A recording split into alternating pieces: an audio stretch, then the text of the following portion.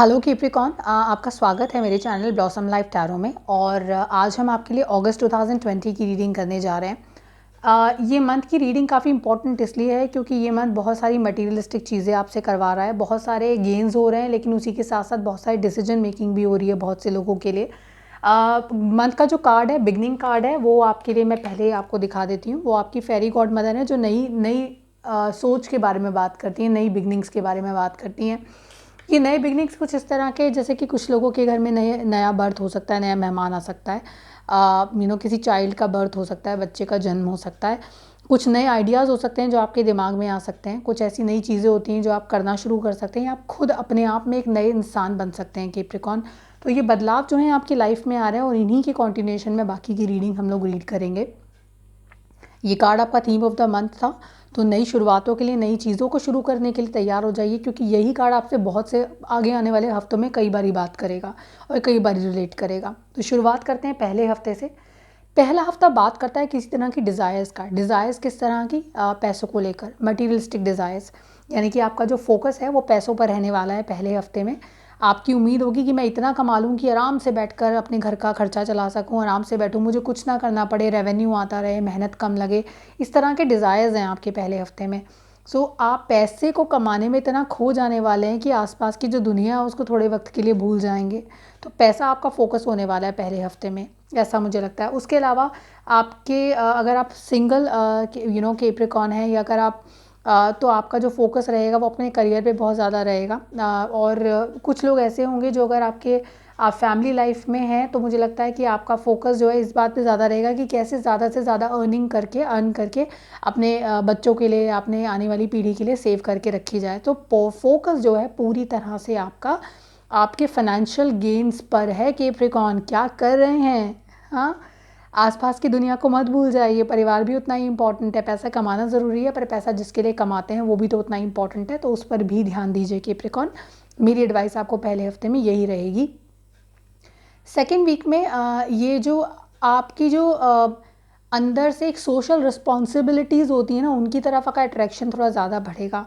तो अगर कुछ लोग नीडी हैं, उनको मदद की ज़रूरत है, आप आगे बढ़ के उनकी मदद करेंगे, सोशली एक रिस्पॉन्सिबल इंसान बनकर दिखाएंगे आप। लेकिन मैं आपको ये भी कहूँगी कि सोशल रिस्पॉन्सिबिलिटी को थोड़ा बैलेंस करके चलिए, अपने आप को खो मत दीजिएगा सोशल रिस्पॉन्सिबिलिटी में। बैलेंस बनाकर चलिए, जितना है आप कर सकते हैं उतना ही आगे आप अपना स्पेंड करें, उससे ज़्यादा ना करें, क्योंकि उसके आपको नुकसान उठाने पड़ सकते हैं, यानी कि आपके खुद के पास कमी हो सकती है। तो सोशल सर्विस कीजिए, लेकिन बैलेंस आउट करके कीजिए चीज़ों को, ओके।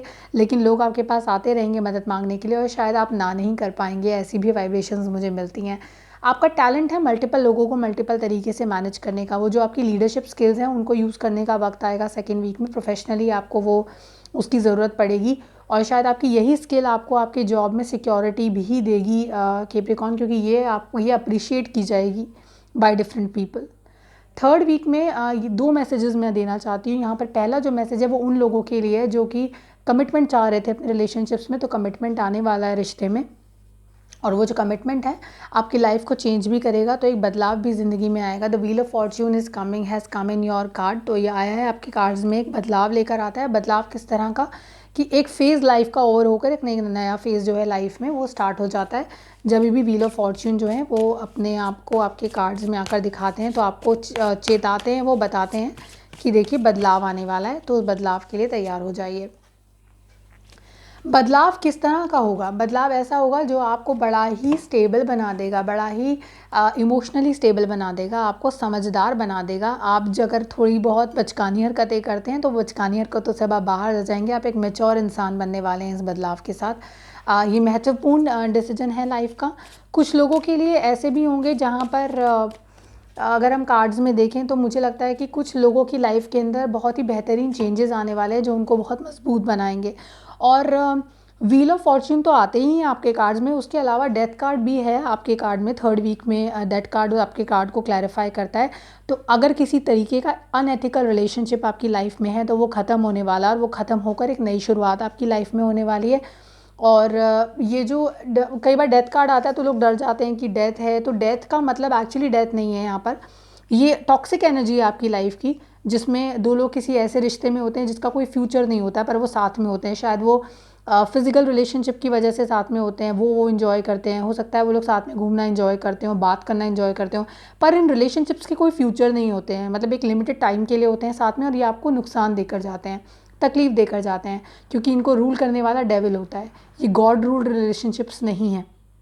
आप जब चाहें इन रिलेशनशिप से बाहर भी निकल सकते हैं, पर ये एडिक्शन आपको यहाँ से बाहर नहीं निकलने देता। लेकिन ये एडिक्शन बाहर ख़त्म हो रहा है अपने आप in the month of August, 3rd week में।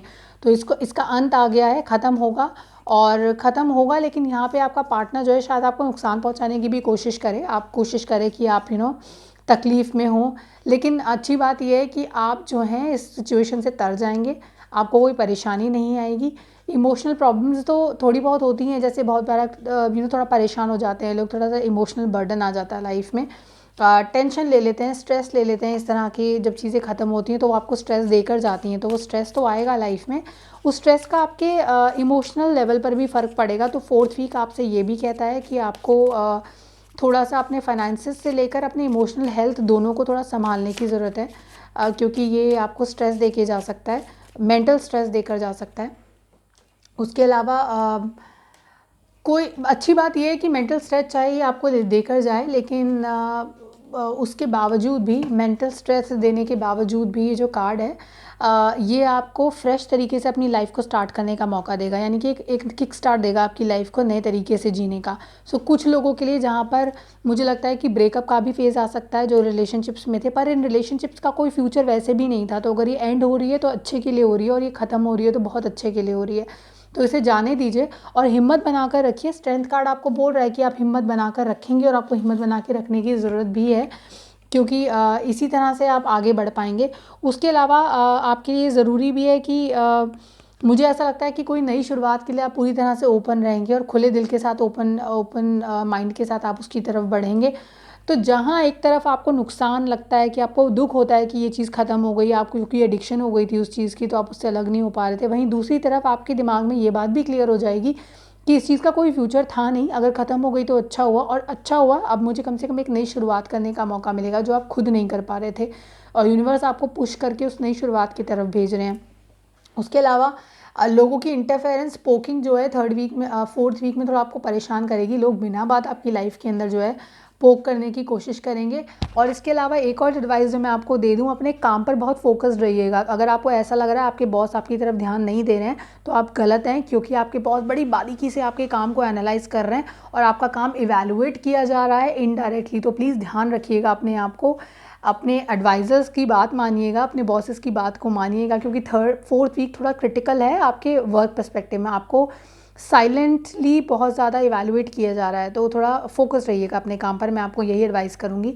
उसके अलावा जो 4th वीक है, वो कम्युनिकेशन रिलेटेड अगर कोई प्रॉब्लम्स हैं तो उनसे आपको रिकवरी दे रहा है। तो अगर अब तक आपके साथ ऐसा होता था कि आपके बात करने की वजह से, कम्युनिकेशन की वजह से, जैसे आप बात करते हैं, झगड़ा कर लेते हैं, तो किसी की सुनते नहीं, अपनी बोलते रहते हैं, वो चीज़ें जहाँ आपको नुकसान दे सकती हैं, वहीं उन्हीं चीज़ों की वजह से अगर आप उनको कंट्रोल मैनर में करें और सबकी बातों को और एडवाइस को रिस्पेक्ट करें, तो वही चीज़ आपको फ़ायदा भी देकर जाएगी। तो आपकी लॉन्ग इन्वेस्टमेंट अगर आपने कोई की हुई है, वहाँ पर आपको फ़ायदा मिलेगा। आपकी कम्युनिकेशन की वजह से कैप्रिकॉर्न, वहाँ आपको फ़ायदा हो रहा है। आपके बात करने के तरीके की वजह से आप कहीं पर फ़ायदा उठाएंगे लास्ट वीक ऑफ अगस्त में।